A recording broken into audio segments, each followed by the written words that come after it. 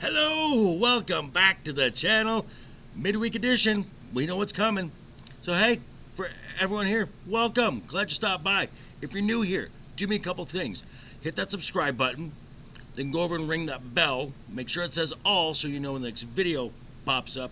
Hit that like button, and before you head out, drop a comment down below. And if you're one of the regulars here, welcome back for another round.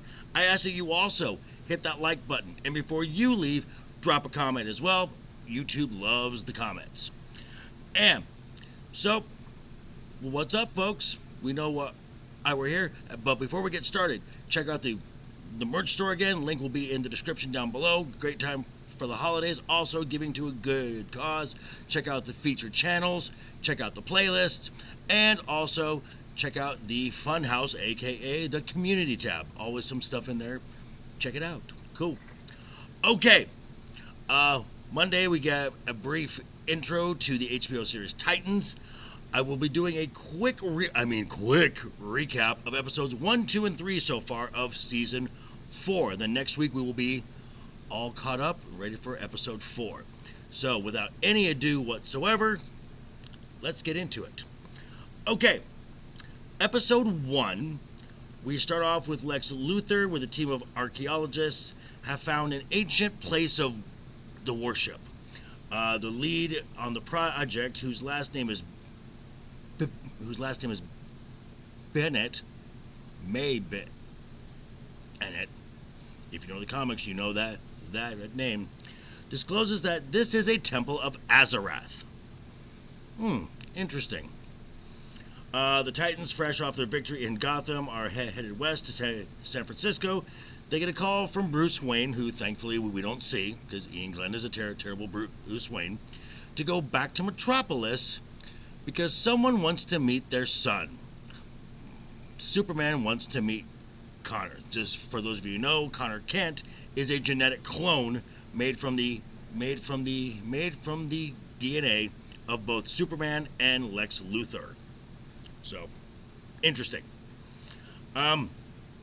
The team gets to Star Labs, where Superman has been called away to counteract the effects of a dwarf star on a planet that may sustain life because he's Superman. It's what he does. Some of the team members get some level ups, and upon leaving, Lex Luthor rudely interrupts their trip and demands to see Connor. Also in this episode, we are introduced to Sebastian Sanger. You know that name too, folks. Played by Joseph Morgan. Now, for those of you who watch the CW and you've watched the Vampire Diaries and the series originals, this is Klaus. Just throwing that out there. The episode ends with Connor meeting Lex. Lex mysteriously dies, and Connor is framed for the death of Lex Luthor. Quick recap there. Now, episode 2 starts off with a family being murdered by this hooded, cloaked guy with this plague doctor mask made of bone. Okay?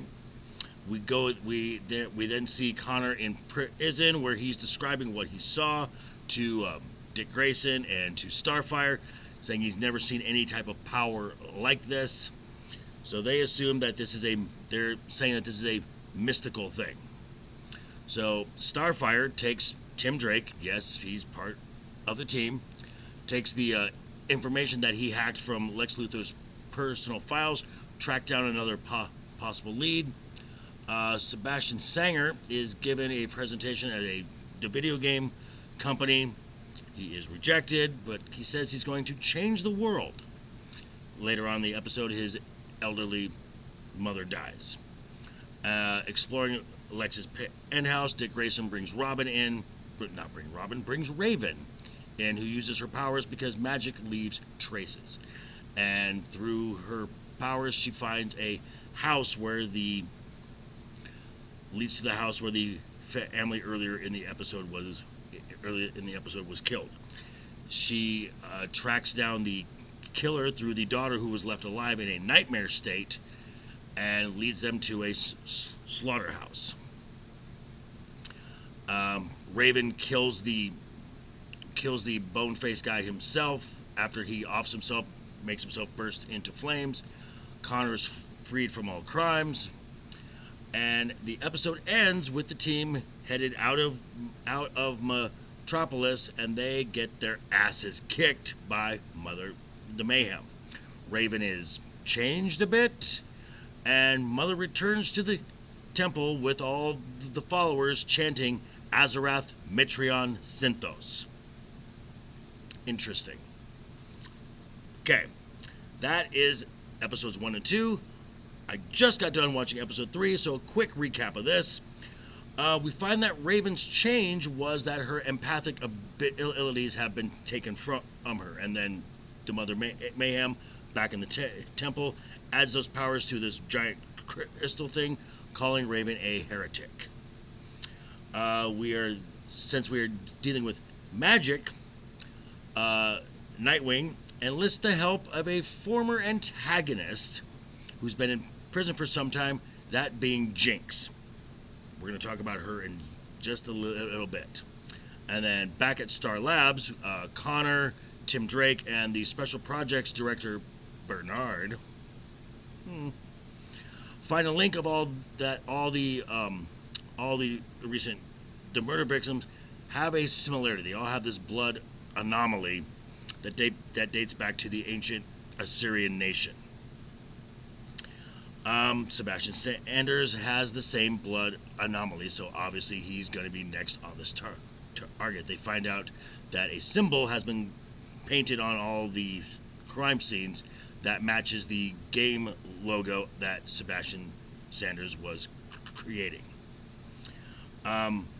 Sebastian is arrested and framed for a murder, but before Mother Mayhem can break him out, the Titans arrive and bring him away before he can invoke the magic words Azarath Mitrion Synthos. Okay, very quick recap there. This kind of goes to what I thought the series was going to be. Since we're dealing with a magical, mystical elements here, definitely involving Raven. From what I think is going to happen when they finally defeat Mother Mayhem and the Church of Blood and Brother Blood, Sebastian Sanger, Raven gets her powers back, and then we'll need to use the words Azarath Mitrion Synthos to invoke her dark aura powers. Just my thought. Now, things I liked so far. Again, much I said with the recap, the combat scenes, especially with Nightwing, is done very well, very very well. And I like the fact that Sebastian Stan, wow, Sebastian, where did that come from? Sebastian Sanger, boomering all over tonight, but that's fine. We keep going. Sebastian Sanger, where he worked, was a place called Wolfman Taxidermy. Nice little callback to the guy from DC Comics who did the new Teen Titans run. Marv the Wolfman was also the creator of Jinx. Speaking of Jinx, concerns I have. In the third episode, they got one thing very right, where Jinx has to. Jinx is not wearing shoes. She needs to be in contact with the ground. So for her elemental powers to work, they got that part right. But for the most of the other episodes, she kind of is a magic get out of jail free card. That's a concern of mine. Magic needs to have rules. It needs to be defined. This was the main problem I had with Doctor Strange and the Multiverse of Meh, where Wanda became a walking plot device. Her powers were literally whatever the plot needed her to do. So let's hope they tighten this up going forward. And there's a little bit of a hint, and I know some Tim Drake fans are not going to be happy about this, at least original Tim Drake fans, of the current comic run where Tim Drake is a bisexual character. Hints of that. Don't know if that's going to be a big thing going forward. We'll see. But for the most part, if they tighten up these things, I think the series can be doing just fine. Which, Again, I've enjoyed the series thus far up to this point. But hey, these are just my thoughts. Gonna turn it back over to you. Let me know what you think down below in the comments. And again, subscribe, ring that bell, hit the like button, especially if you like the video. If you didn't like the video, I thank you for sticking around this long. And also, Friday I will be on, of course, at Legion Talk Friday night's Royal Rumble, and then right after that I'm going over to Troy Pacelli's channel, and he wants to talk about me. What a great topic.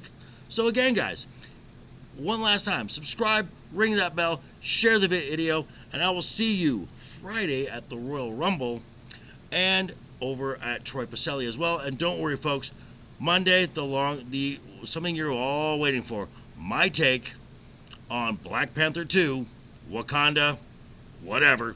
But until then, have a great weekend, folks. Always have fun. Hashtag keep talking. And always keep that smile on your face. Toodles!